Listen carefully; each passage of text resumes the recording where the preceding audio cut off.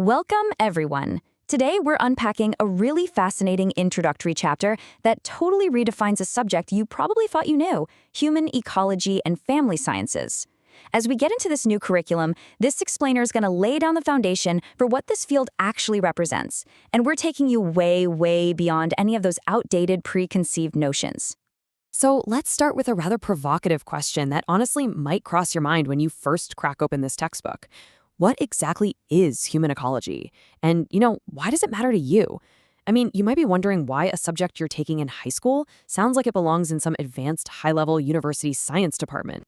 Well, let's dive into it. We've structured our explainer today into 4 clear parts. First, decoding the subject name. Second, the birth of home science. Third, breaking the gender stereotype.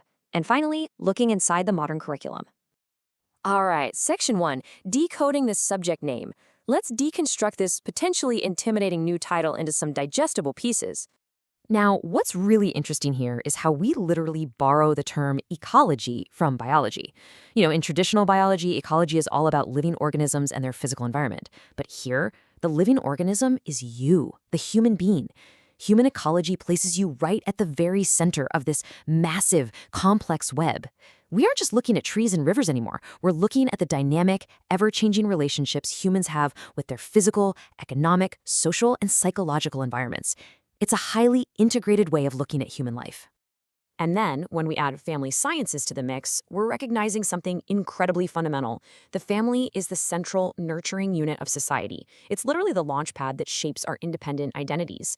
While studying this subject, you learn to understand the individual directly within the context of the family, which acts as this absolutely critical social unit. It's a completely synergistic relationship. You interact as a member of your family interacts with society, and all of that connects right back to your broader environment. Okay, moving right along to Section 2, the birth of home science. Now that we've decoded the what, let's travel back in time a bit to discover the how and the why this curriculum even came to be. Historically speaking, the roots of this subject, which was originally called home science, are actually deeply revolutionary. In the early 20th century, you had these disjointed courses like foods and nutrition or extension education starting to pop up in India. But the real game changer, that was in 1932. This was during the pre-independence era, under British rule, and it marked the establishment of Lady Irwin College in Delhi. Think about it. This was a time when very few girls even attended school, making this a massive, massive push forward for the vanguard movement of women's higher education. So, the absolutely crucial point to remember is that this institution wasn't just some regular school. It was conceived by the legendary stalwarts of the All India Women's Conference. We're talking absolute visionaries here, like Sarojini Naidu, Rajkumari Amrit Kaur, and Kamaladevi Chattopadhyay. These were the women literally leading the movement to liberate India. And it was even supported by the British Viceroy's wife, Lady Dorothy Irwin, which, as you might guess, is exactly how it got its name. And let's be super clear about their original goal. It was this noble, interdisciplinary mission to serve both the home and society with equal resolve. They wanted to deliberately tear down the social and educational inequalities that prevented women from reaching their full potential. It was an empowering field, genuinely designed to enhance the quality of life for families and, by extension, the entire nation. Which brings us to Section 3, breaking the gender stereotype. As we move forward, we really have to look at how that genuinely noble, empowering vision somehow got clouded over time. You see, despite its deeply empowering roots, society wrongly began to stereotype home science. In the mindset of the general public, it unfortunately became associated merely with culinary skills, doing laundry, and childcare. Because of this severe gender typing, it was falsely seen as a subject exclusively for girls, and honestly, one that lacked academic rigor. As a result of this mindset, schools often didn't admit boys, or boys themselves just completely shied away from it. They completely missed out on the original goal, which, again, was to enhance the quality of life for all individuals. So to shatter these outdated stereotypes, especially at the school level, a change was desperately needed. The curriculum underwent a rigorous modernization and a much-needed rebrand. Think of it kind of like how biological sciences evolved into the more contemporary term, life sciences.